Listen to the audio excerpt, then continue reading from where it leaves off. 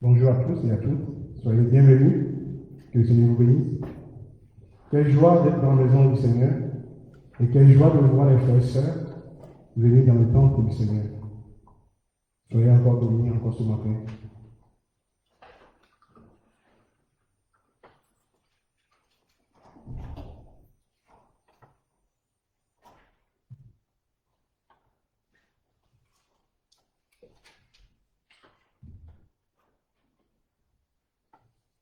Ce matin, nous allons commencer par cette première lecture qui est dans Hébreux 10, versets 10 à 17.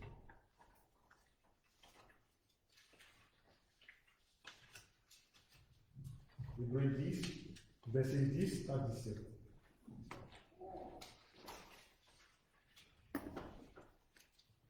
Nous lisons.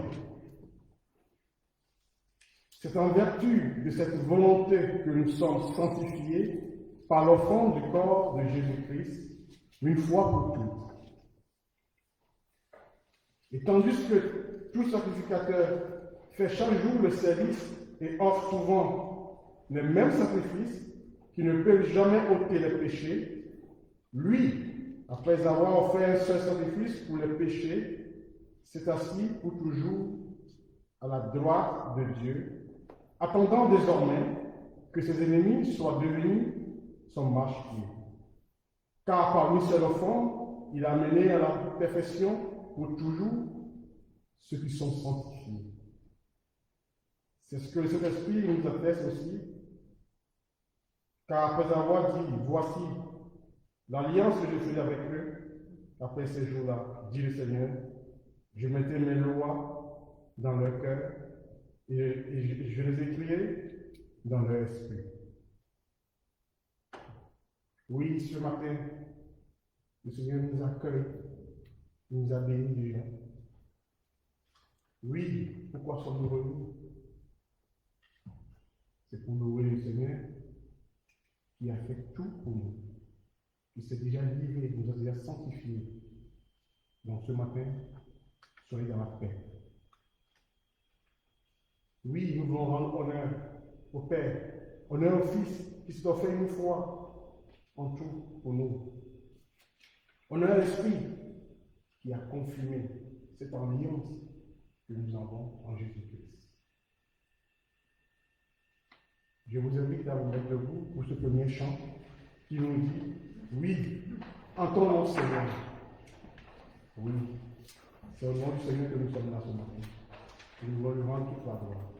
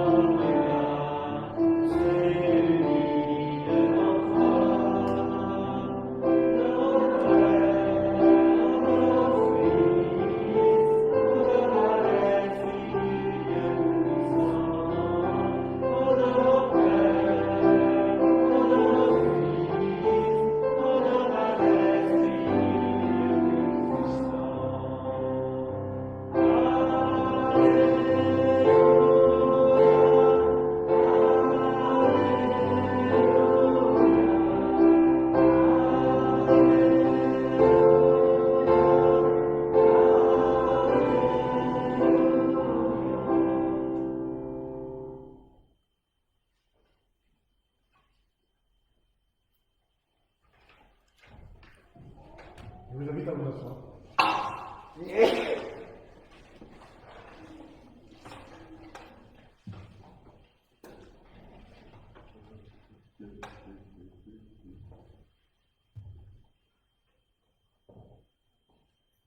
nous rappelons de son alliance. C'est pour ça que je vous invite aussi de nouveau à lire toujours dans Hébreux 10, 22 et 23. Hébreux 10, 22 à 23.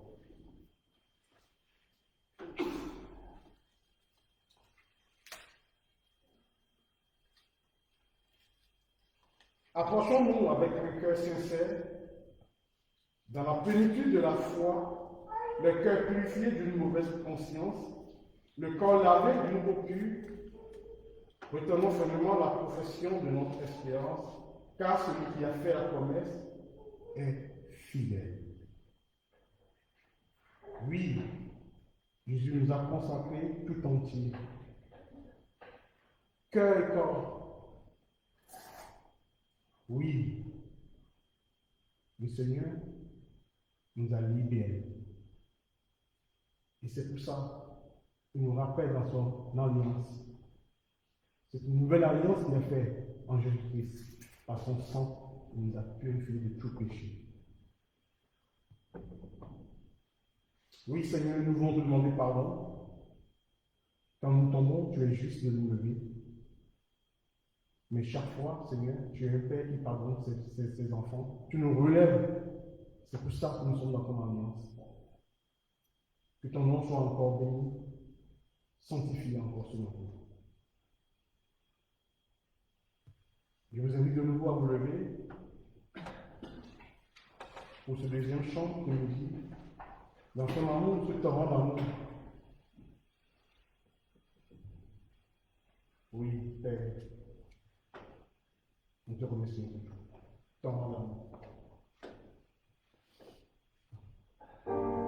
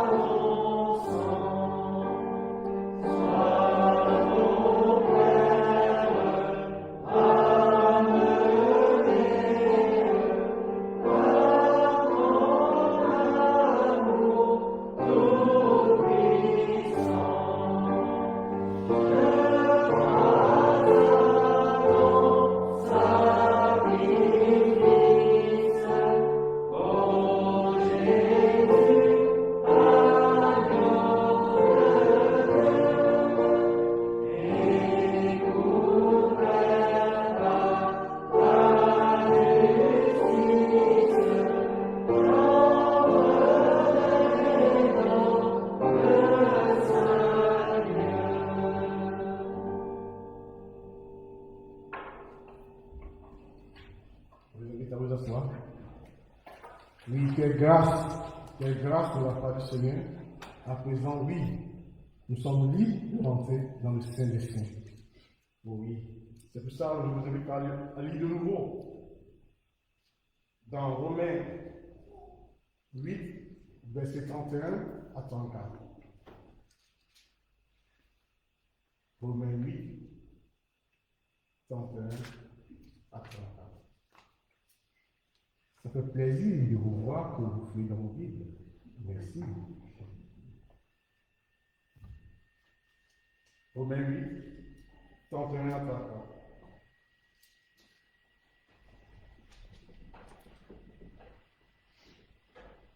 Nous lisons. Que dirions-nous donc à l'égard de ces choses? Si Dieu est pour nous, qui sera contre nous? Lui qui n'a point épargné son propre Fils, mais qui l'a livré pour nous tous, comment ne nous donnera-t-il pas aussi toutes choses avec lui, qui accusera les élus de Dieu? C'est Dieu qui justifie. Qui les condamnera? Christ est mort, bien plus, il est ressuscité. Il est à la droite de Dieu et il intercède pour nous. Oui, quelle grâce, car nous savons à présent que notre Dieu est vivant, il est ressuscité, il intercède pour nous. Oui, quelle grâce, quelle grâce. Oui, Seigneur, nous voulons te remercier parce que nous savons que tu es vivant et que tu as les yeux fixés sur nous. Comme un père qui a les yeux fixés sur ses enfants. Tu ne nous juges pas, mais au contraire, tu veilles sur nous. Oui, nous sommes en paix. C'est très important de le savoir. Il est bon de revoir, de ressasser toutes ces paroles, afin de nous fortifier, de savoir que notre Dieu est vivant et il veille sur nous. Il est au commandement. Oui, Père, nous te remercions pour cela, pour cette grâce que tu nous donnes, au nom de Jésus. Amen. Amen. À présent, nous avons fait 3 chants, et entre les 3 chants, vous êtes libre de prier. Je vous invite même à prier, à louer votre Dieu, à lui rendre toute la gloire qui vous est due ce matin. Devant le trône, nous t'adorons, Christ est roi. Nous commençons par le premier chant devant le trône. Amen.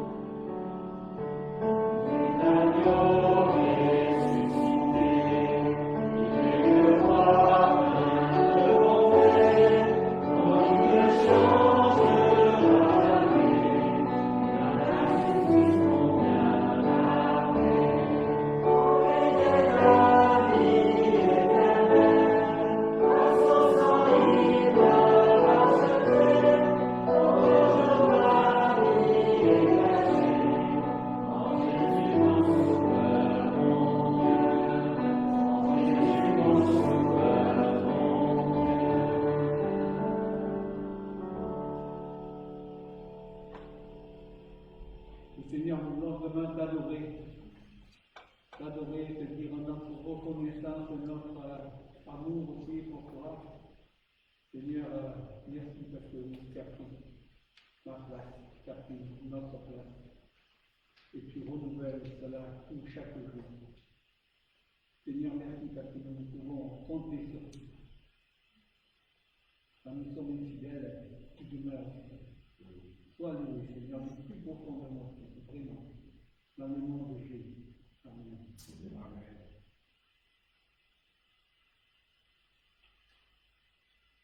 Oui, Père, ce matin, seulement pour vous dire simplement merci.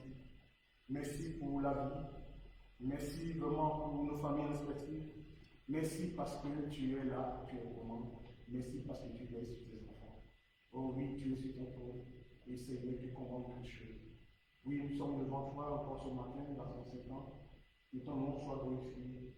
Et que nous voulons seulement te dire, oui, viens dans nos cœurs encore, au nom de Jésus. Amen. Amen. Et merci Seigneur pour ton sacrifice à la croix qui nous lave de tous nos péchés. Seigneur, que tu es grand, tes promesses sont grandes.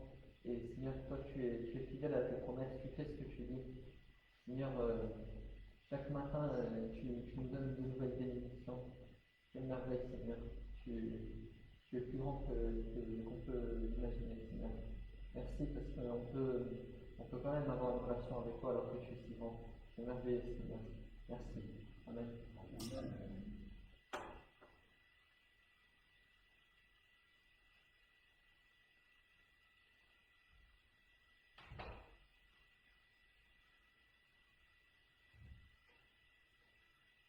C'est pour cela que nous t'adorons ce matin encore, Père. Très saint, ce chant qui dit, nous t'adorons.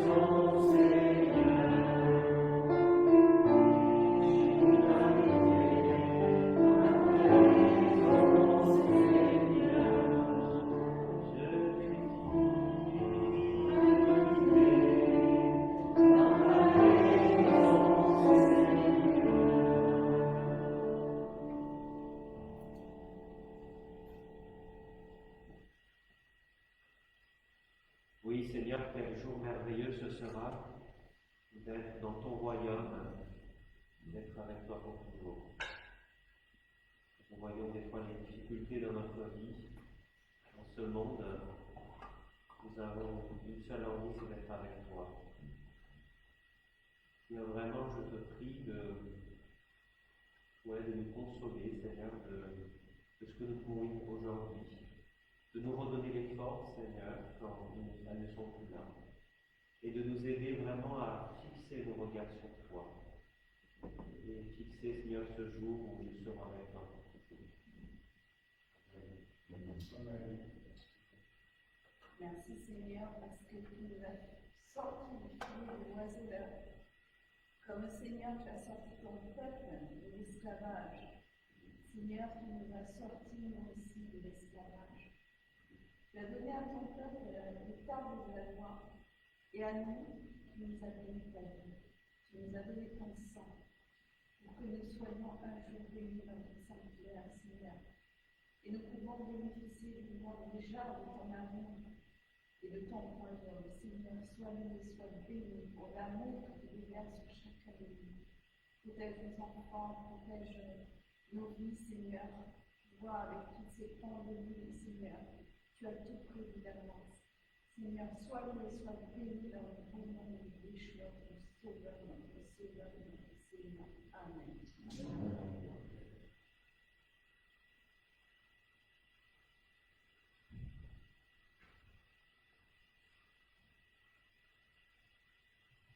Oui, Seigneur, tu règnes dans nos cœurs, Seigneur, tu règnes dans nos vies, sur toutes choses, Seigneur.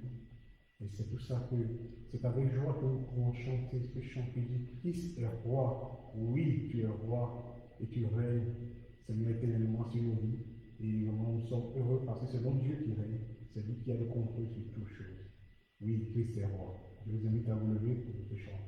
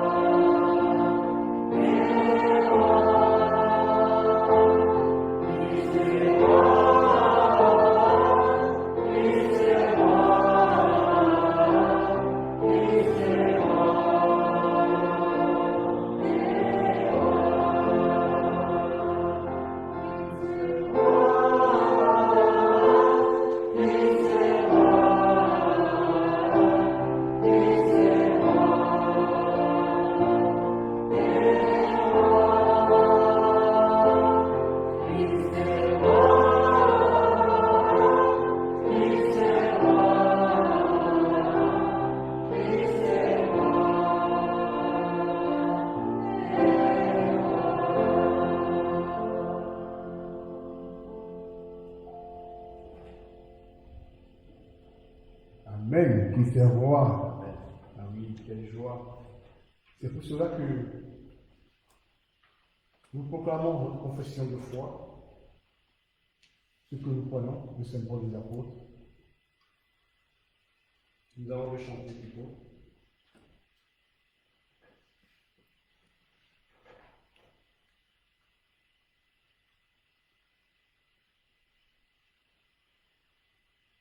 Ce chant que nous dit, qui confesse vraiment notre foi, nous croyons en Dieu le Père.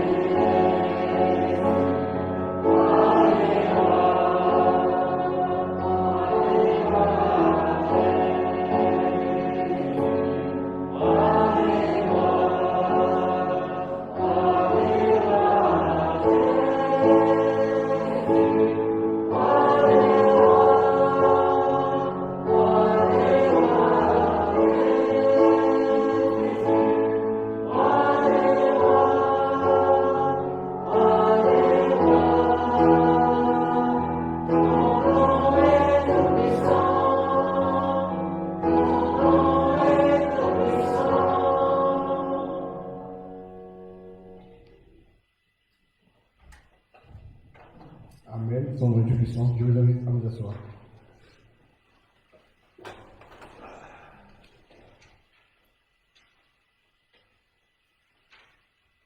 À présent, ça va être l'heure des enfants.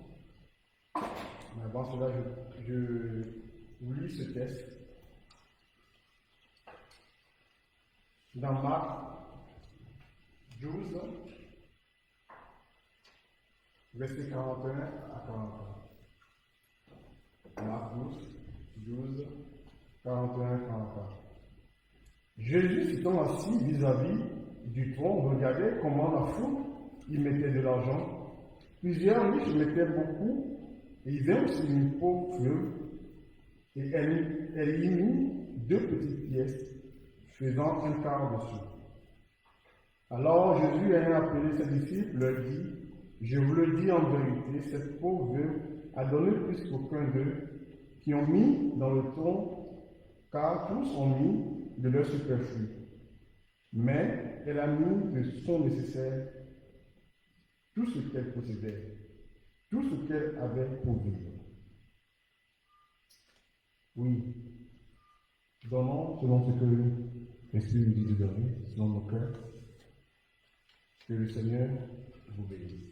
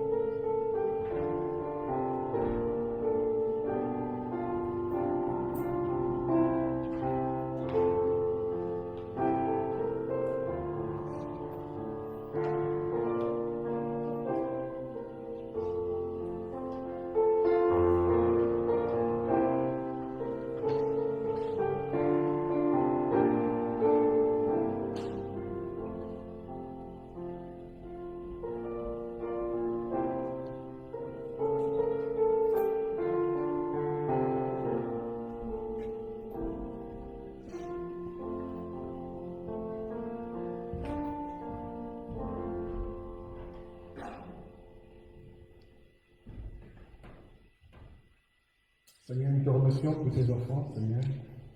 Bénis vraiment l'Église, bénis aussi vraiment ceux qui sont en charge de stabiliser tout cela pour toi, Seigneur. Donne-leur aussi l'intelligence de pouvoir le mettre à la disposition aussi de ton Église, Seigneur. Merci encore pour ta grâce que tu fais pour chacun d'entre nous, Seigneur, parce que tu nous bénis chaque jour de nos vies. Que ton nom soit encore béni encore pour tes bienfaits, pour ces richesses que tu nous donnes chaque jour, au nom de Jésus. Amen.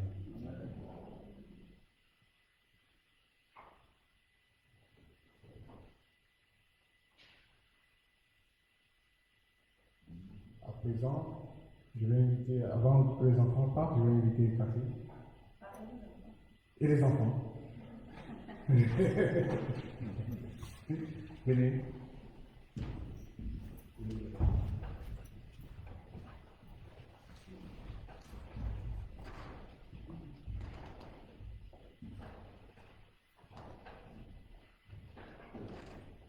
Bien qu'aux yeux du Seigneur, nous sommes tous des enfants. Hein?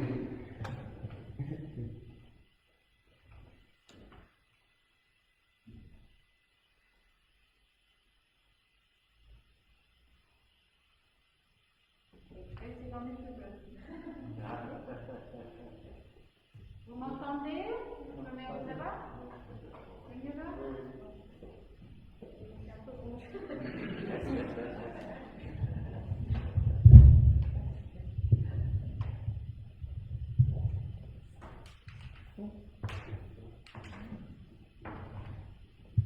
Alors, c'est le jeu.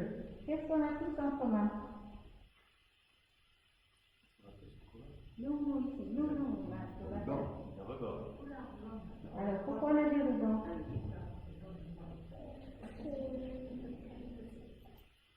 C'est quoi le nom de notre équipe?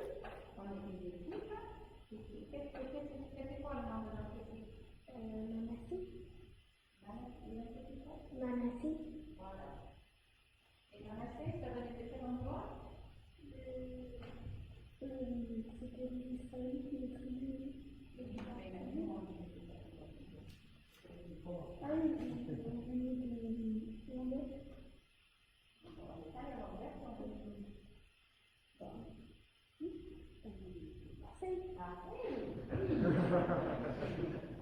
En fait, hier, il y avait la journée cadet, ça s'appelle. Pour ceux qui ne savent pas, c'est organisé par l'Union de nos églises. Et on est allé à l'Ouest, c'est pour ça qu'il nous a dit trop. Et on s'est trouvé avec les enfants de plusieurs églises, on va dire plus près dans le sud-est, hein, parce qu'il y avait aussi une journée dans le sud-ouest, il y avait aussi, et dans les Cévennes. Et donc, bon, Alicia n'a pas pu venir avec nous, il y avait son frère, pour ça je lui ai mis, parce que ça c'était pour savoir dans quelle équipe on était. Et on était les tribus de Manassé, on nous a mis. Et vous allez voir, regardez, montrez vos médailles.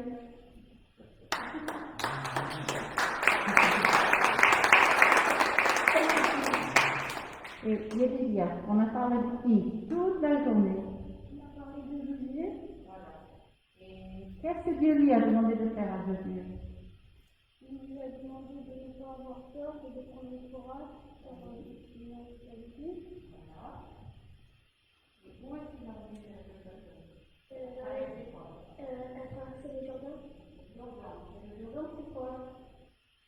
C'est la rivière.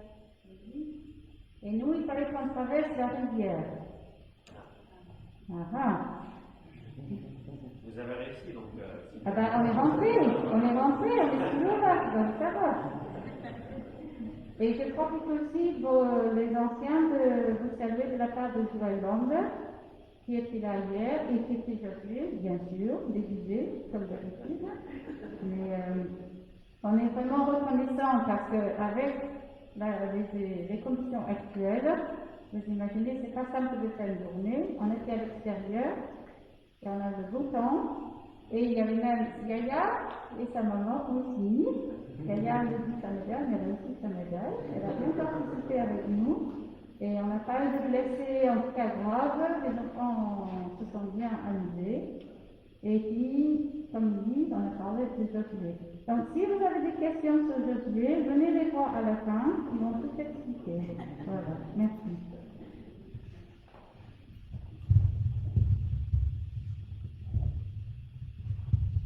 Merci Seigneur pour les enfants que tu nous as donnés, Seigneur, ils sont les prunelles de tes yeux. Et aussi, Seigneur, nous voulons vraiment que tu puisses vraiment les aider aussi à grandir en toi spirituellement aussi et à donner leur cœur le plus tôt possible à toi, Seigneur, et qu'ils puissent être aussi vraiment la lumière au sein de la génération, Seigneur, que tu puisses se servir d'eux, Seigneur. Merci aussi de bénir aussi les monétistes, Seigneur, de les bénir aussi dans toutes choses pour l'enseignement de ta parole, Seigneur. Et tout cela, nous t'entendons au nom de Jésus. Soyez bénis les enfants, allez avec les monitrices et les moniteurs pour prendre la nourriture spirituelle. À présent, nous allons écouter la parole de Dieu. Nous invitons notre pasteur Samuel.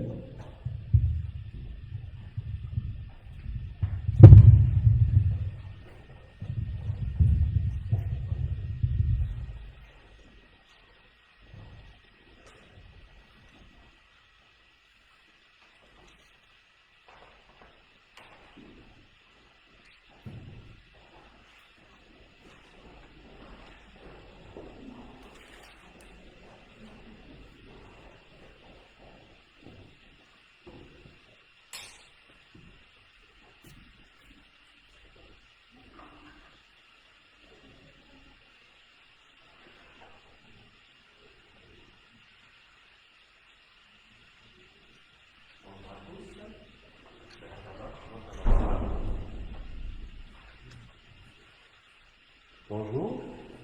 Oui. Vous entendez, j'ai l'impression. Un peu plus.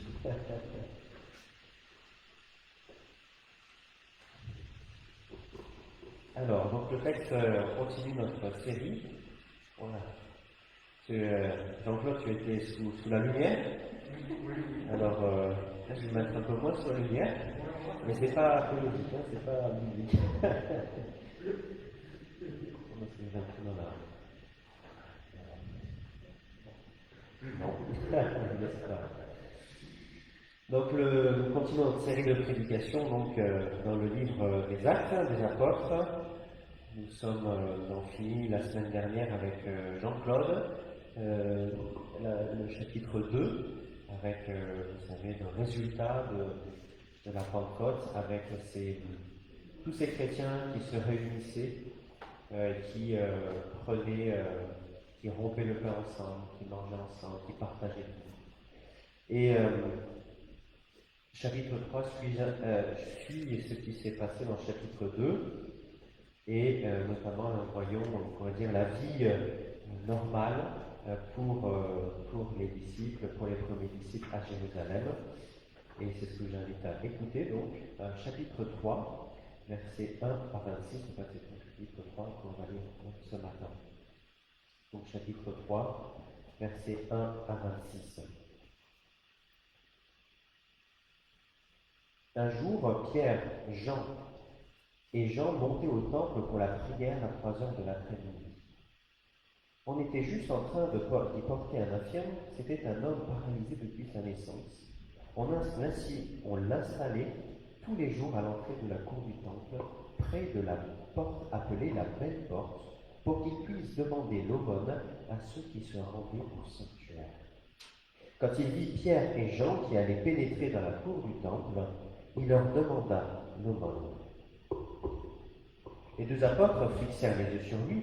« Regarde-nous, lui dit Pierre. » L'infirme les regarda attentivement, il pensait qu'il allait recevoir d'eux quelque chose, mais Pierre lui dit « Je n'ai ni argent ni or, mais ce que j'ai, je te le donne.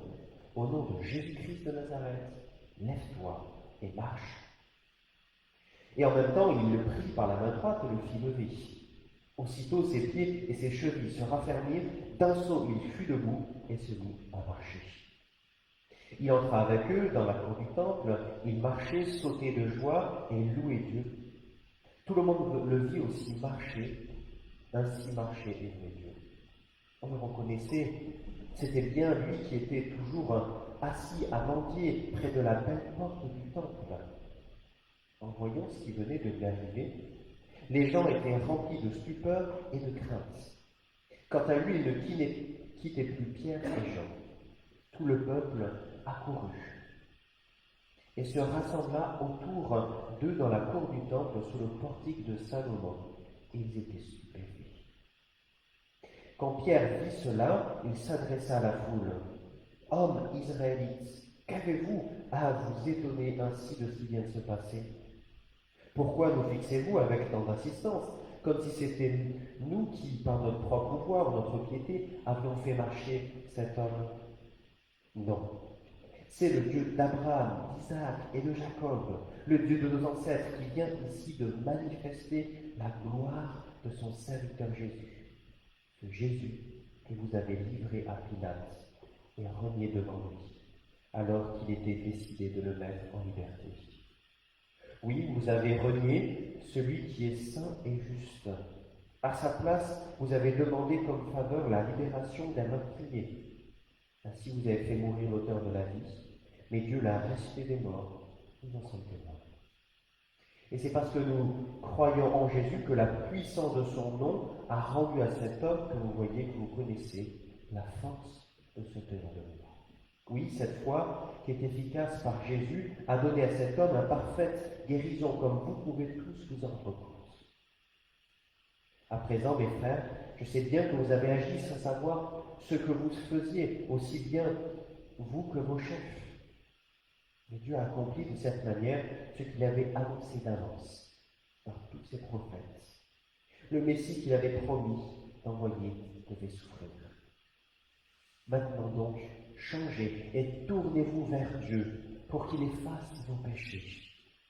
Alors le Seigneur vous accordera des temps de repos et vous enverra celui qui vous a destiné comme Messie Jésus.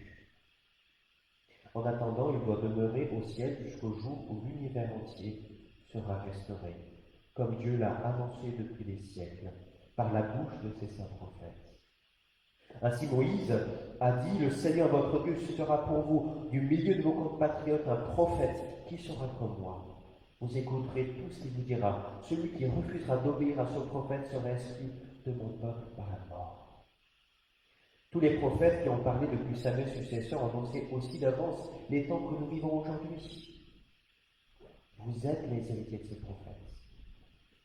Les bénéficiaires de l'alliance que Dieu a conclue avec nos ancêtres lorsqu'il a promis à Abraham, toutes les familles de la terre seront bénies à travers ta descendance. C'est pour vous, en premier lieu, que Dieu a ressuscité son serviteur. Il vous l'a envoyé pour vous bénir en détournant chacun de vous de ses mauvaises actions. Jusqu'ici, la lecture de la parole de Dieu. Je vous invite à prier.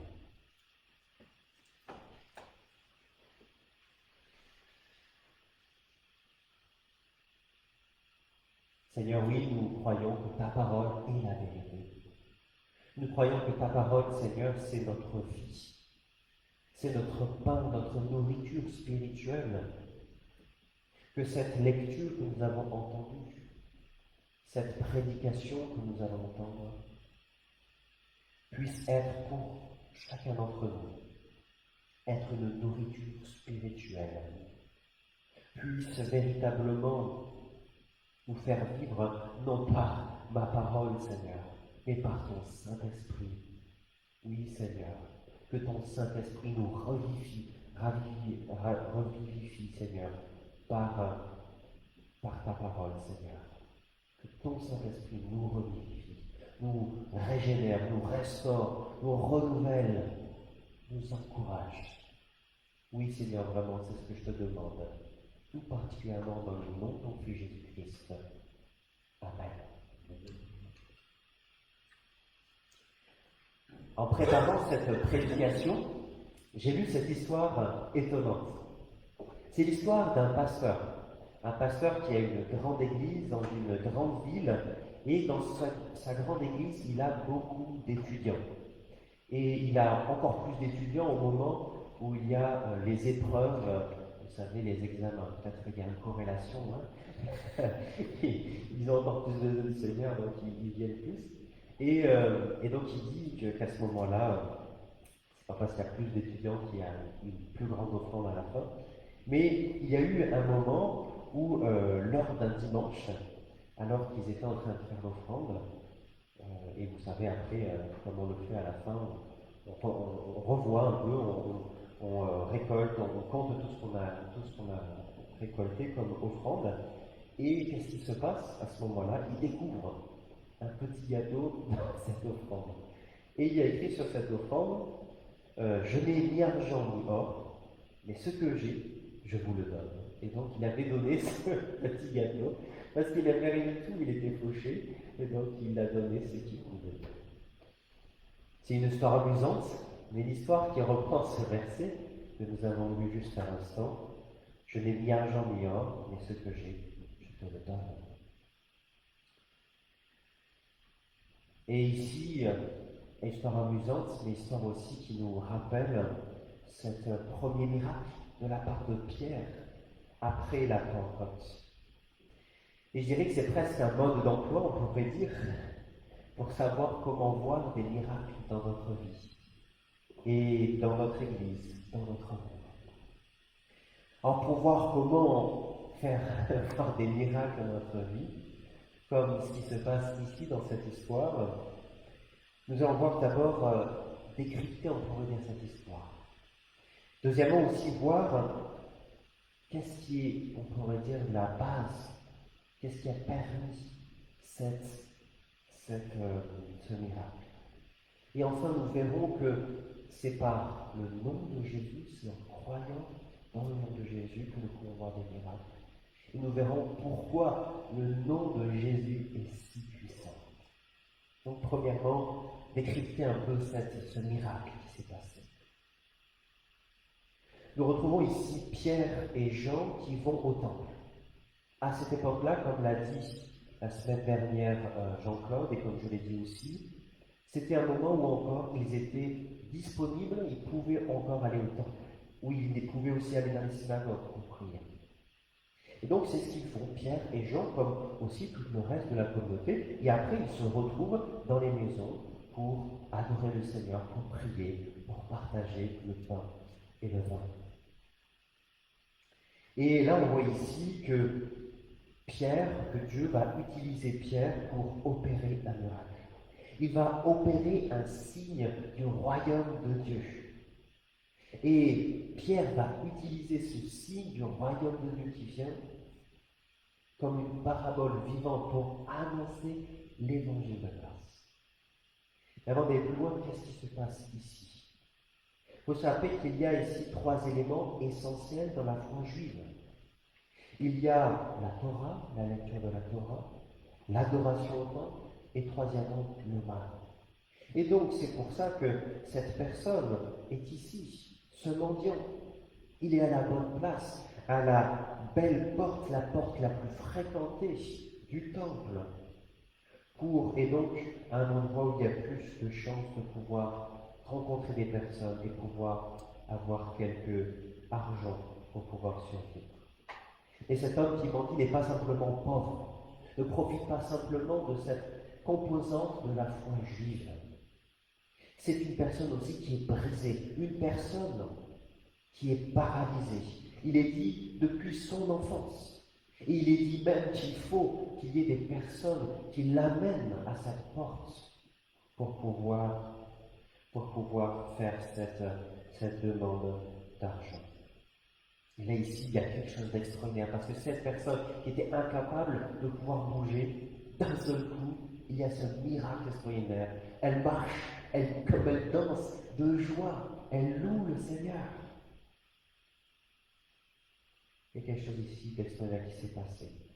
Dieu a opéré un miracle. Et les gens sont émerveillés de ce qui se passe là. Ils se demandent, mais qu'est-ce qui se passe? Qu'est-ce qui se passe? Pierre et Jean, ici, opèrent un miracle. Et opèrent un miracle au nom de Jésus. Et ceci rejoint ce que je vous avais dit quand nous avons commencé les actes des apôtres, c'est qu'en fait, on pourrait dire, ce sont les actes de Jésus à travers les apôtres. C'est la continuation du ministère de Christ à travers les apôtres. Ils agissent ici au nom de Jésus. Ils montrent à tous le royaume qui vient. Ce royaume où il n'y aura plus de boiteux, de malheureux, de souffrance. Et ici, je verrai l'application pratique dessus pour nous. Pierre nous rappelle de prendre soin de ceux qui sont en face de nous, qui peut-être vont mal. L'importance, comme Dieu l'a rappelé souvent à son peuple, l'importance, ce n'est pas de premièrement faire le culte et seulement faire cela, mais c'est aussi d'appliquer ce que la parole de Dieu nous enseigne.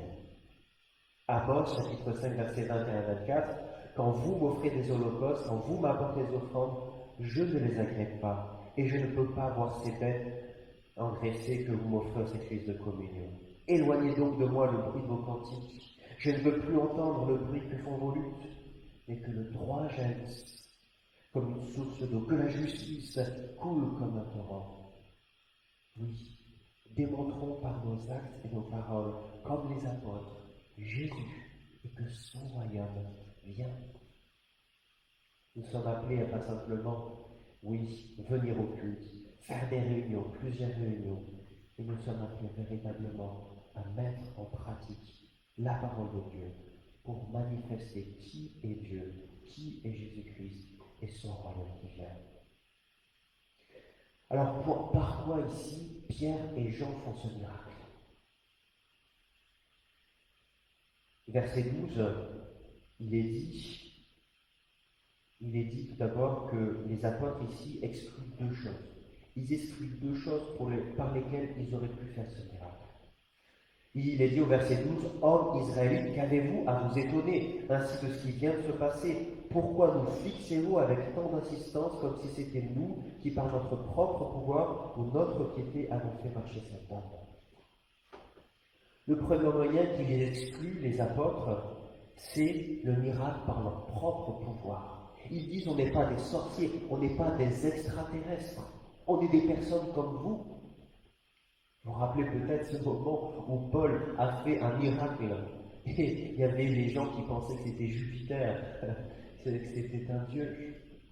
Pareillement ici, ils disent, mais on est comme vous. La deuxième chose qu'ils disent, c'est que ce n'est pas par leur propre piété. Ce n'est pas parce qu'ils sont des grands prophètes, parce qu'ils ont une grande piété, qu'ils sont des êtres extraordinaires, que par cela, ils auraient exigé de Dieu, Dieu fait cela.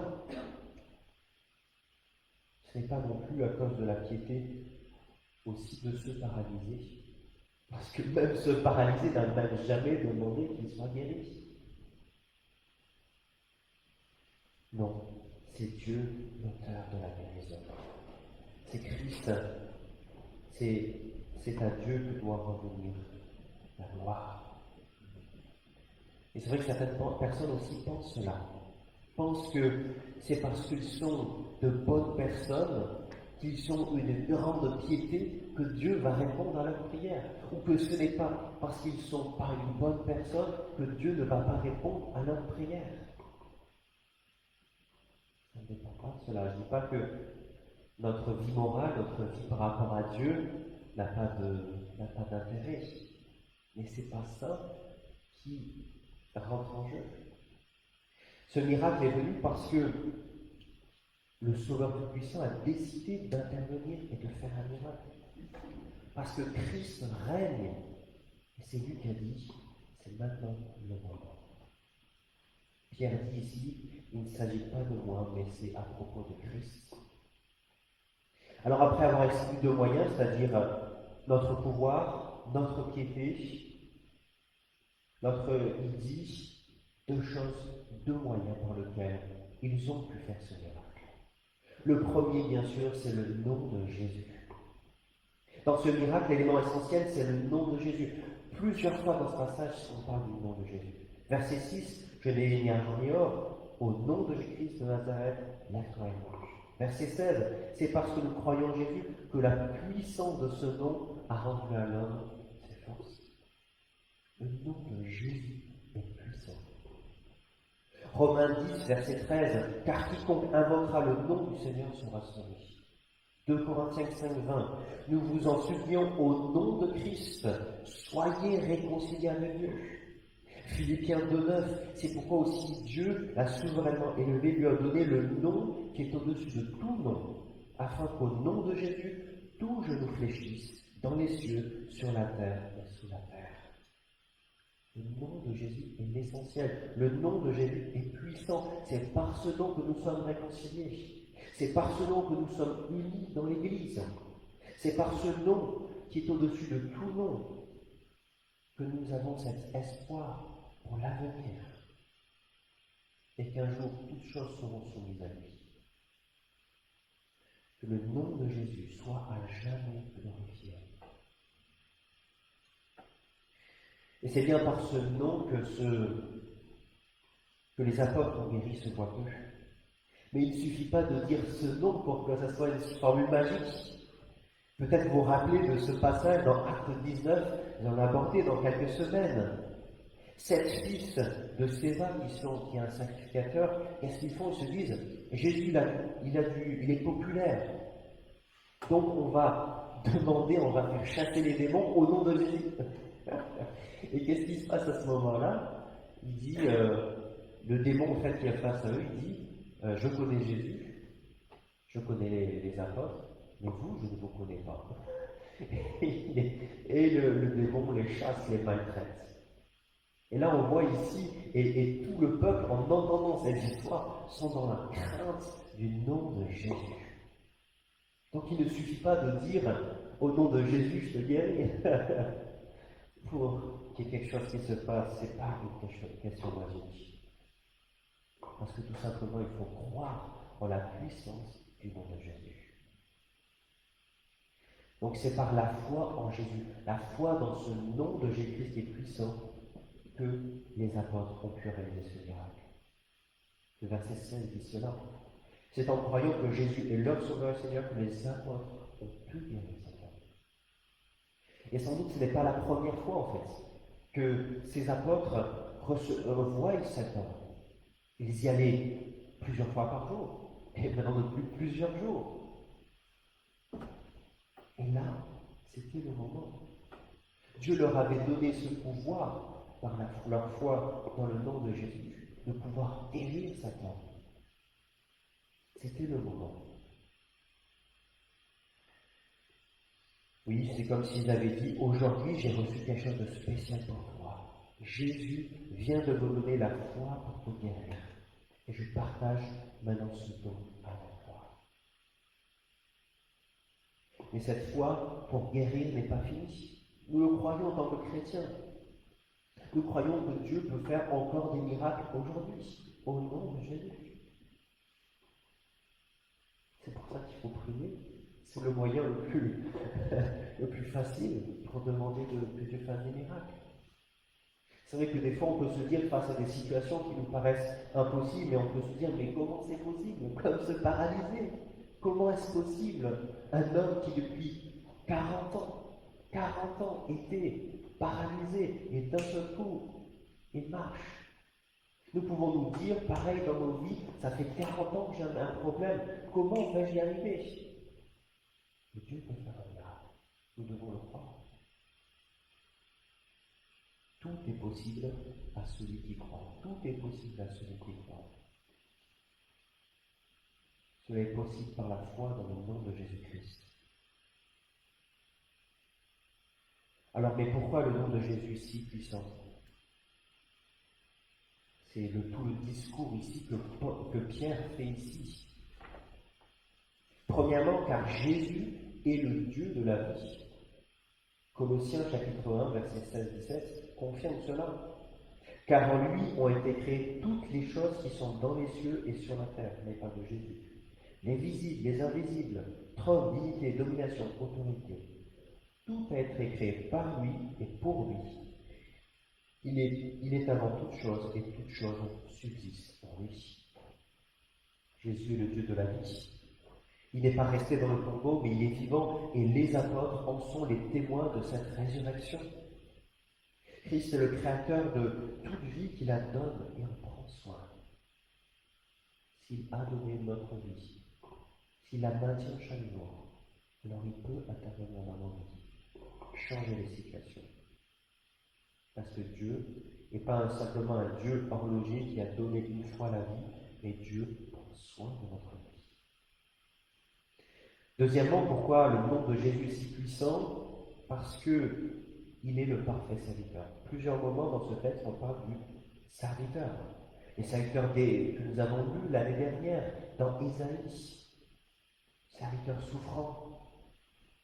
De Corinthiens, chapitre 5, verset 21, nous lisons « Celui qui n'a point connu le péché, il a fait devenir péché pour nous, afin que nous devenions en lui justice de Dieu. » Donc, pourquoi le nom de Jésus si puissant? Parce qu'il est vivant. Parce qu'il est le serviteur parfait qui est mort à la croix, qui n'est pas venu pour servir, être servi, mais pour servir. Troisièmement aussi, parce qu'il a accompli toutes les prophéties de l'Ancien Testament. Celle de Moïse qui annonçait un prophète qui serait bien plus grand que lui. Les prophéties faites à Abraham, comme quoi tu seras une bénédiction pour toutes les nations de la terre. Christ accomplit toutes ces promesses. Pourquoi fallait-il que le nom de Jésus soit si puissant? Parce que Christ n'a pas simplement à nous guérir de maladies. Parce qu'un jour, à un moment, ça ne va plus suffire.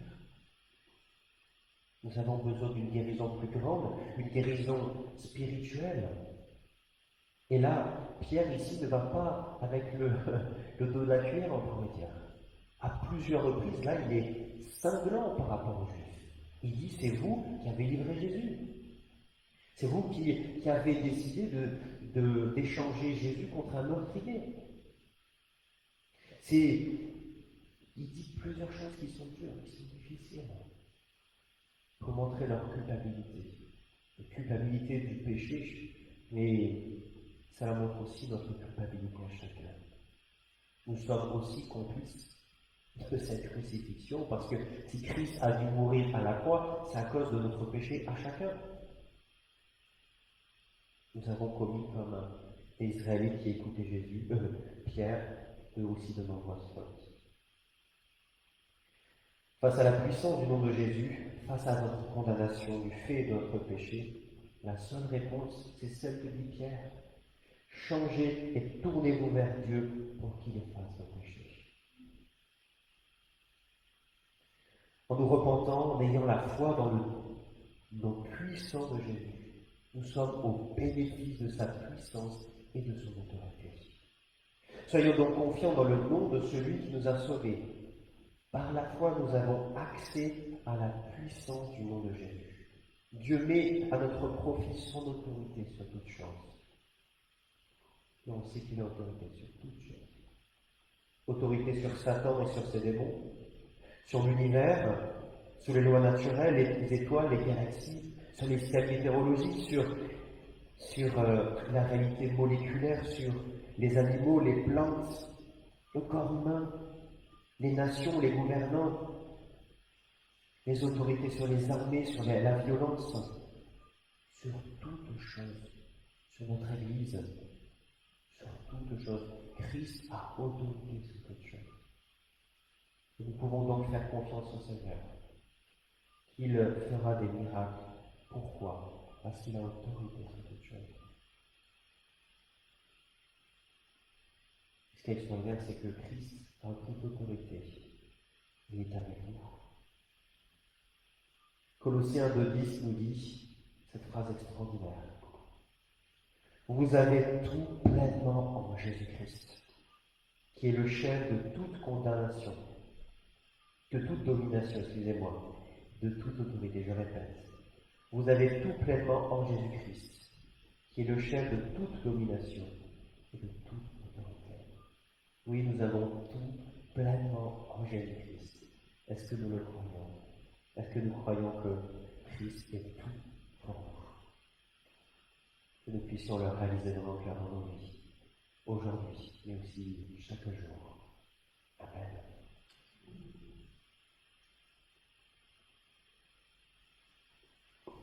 J'invite un temps de silence pour réfléchir à ce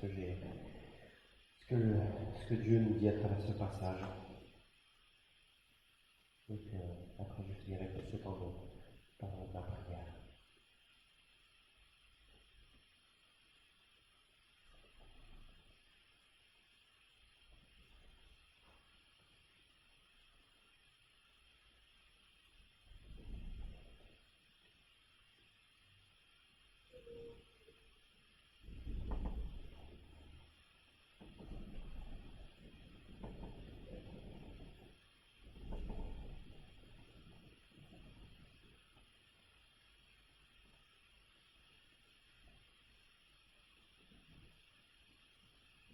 Oui, Seigneur, tu connais nos cœurs.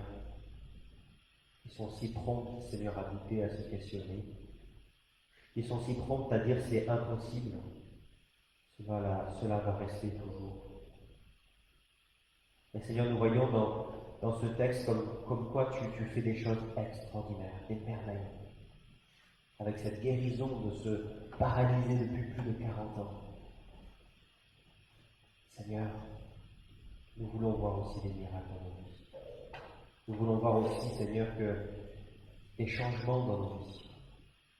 Tu connais pour chacun les difficultés, les problèmes, les choses sur lesquelles avec nous débattons peut-être depuis plusieurs années.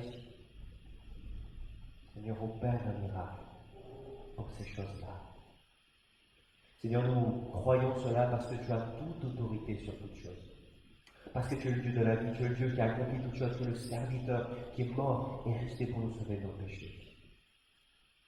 Seigneur, vraiment, Seigneur, aide-nous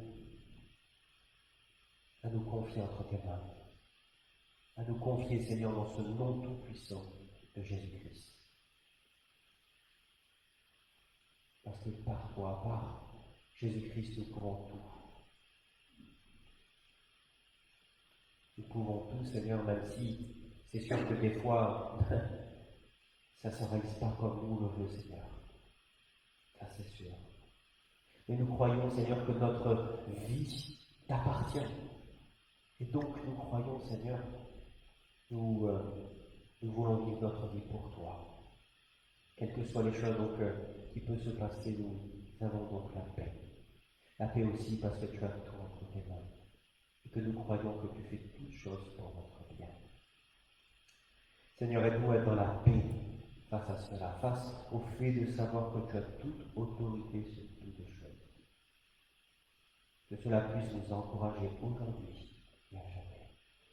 Et que nous puissions réaliser jour après jour que nous avons tout pleinement en toi, que nous n'avons pas besoin de chercher dans nos propres forces, chercher dans le monde des solutions à nos problèmes, mais que nous avons simplement à espérer dans ce nom de Jésus-Christ. Oui, Seigneur, aide-nous à être confiants.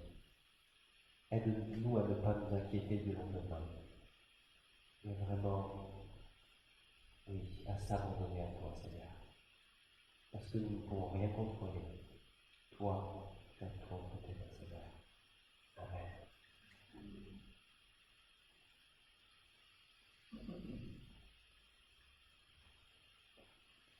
C'est maintenant le temps de la Sainte Seine, le repas du Seigneur. Je vous propose de vous lever pour ce temps.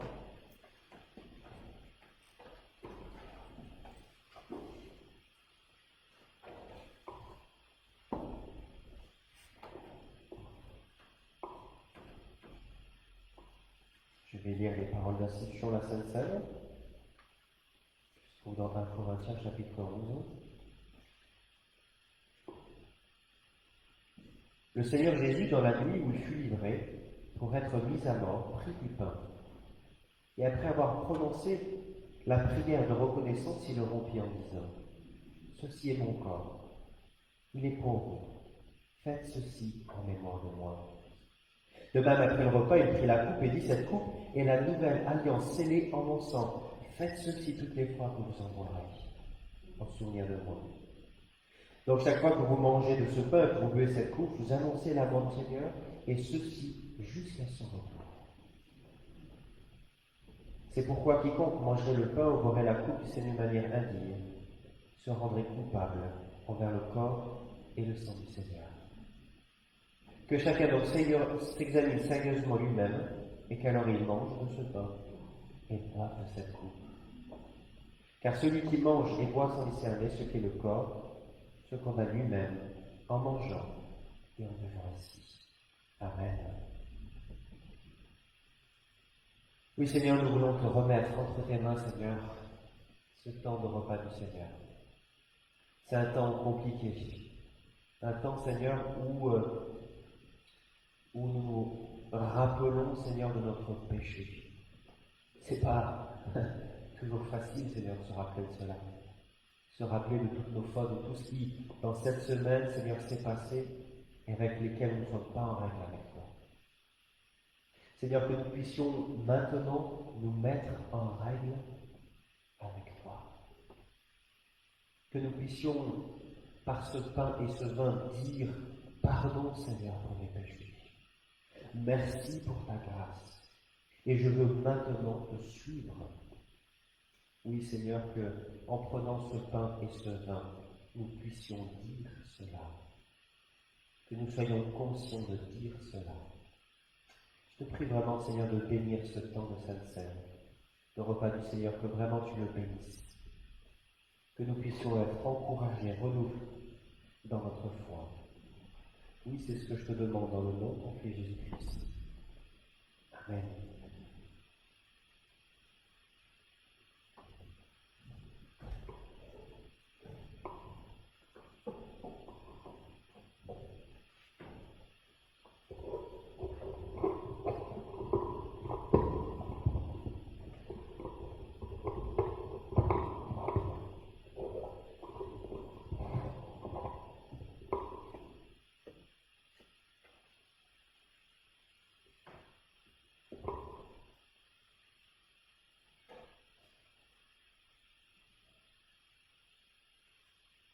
Voici le pain que nous allons partager, la communion au corps de notre Seigneur Jésus-Christ.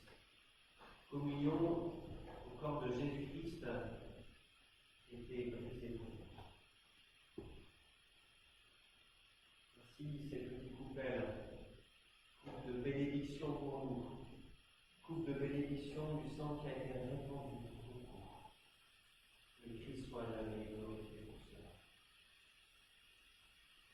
Nous allons distribuer maintenant ce pain et ce vin et ce jus de raisin. Donc au milieu, il y a du vin et autour, c'est du jus de raisin. Donc,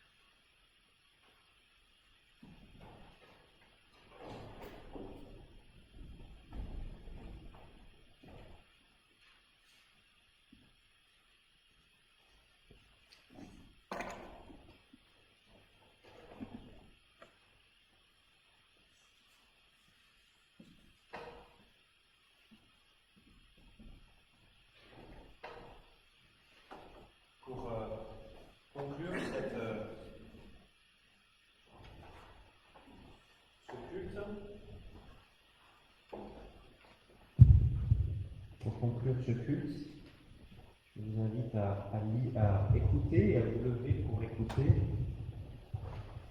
ce texte dans Romains, chapitre 12, versets 1 à 3. Je vous invite donc, frères, à cause de cette immense bonté de Dieu, à lui offrir votre corps comme un sacrifice vivant, saint et qui plaise à Dieu. Ce sera là de votre part un culte spirituel.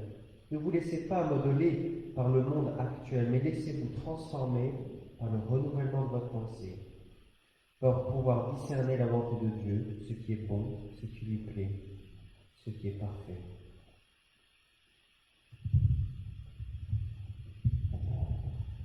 Oui, que la grâce de notre Seigneur Jésus-Christ soit avec vous cette semaine, aujourd'hui, et jamais. Amen. Je vous invite à chanter un dernier chant.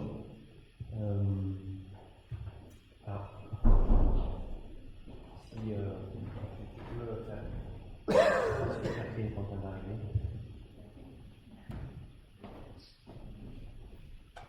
Peut-être avant qu'on chante le dernier chant, simplement vous dire quelques annonces pour cette semaine. Pour donc mardi, étude biblique. Donc nous étudions le 5e chapitre de l'évangile de Luc. Et donc voilà, donc il y a lieu à la fois chez moi et à la fois en ligne. Vendredi, réunion de prière chez moi. Dimanche, donc culte ici avec la prédication. Et on fera la première partie du chapitre 4 du livre des Actes. Et aussi pour rappeler que le 24 au 26 octobre, il y a un week-end oxygène. Un peu la même chose que ce qui a été fait pour les enfants ce week-end. Et là, c'est pour les jeunes de 14 à 18 ans. Voilà. Et simplement aussi, on a prévu aussi un pique-nique à midi. Donc, ceux qui avaient prévu de se joindre à nous, donc je vous invite à venir me voir à la fin pour qu'on discute parce que le temps n'est pas super avec ce vent, donc on pourra discuter ce qu'on va faire là. Et avant de se quitter, je vous propose qu'on puisse chanter, qu'on puisse encore une nouvelle fois louer le Seigneur avec le chant que la grâce de Dieu soit sur toi. Et quand on chante ça, on peut penser à notre voisin de gauche, de droite, derrière, devant, tous ceux qui sont dans la pièce, on peut penser à eux.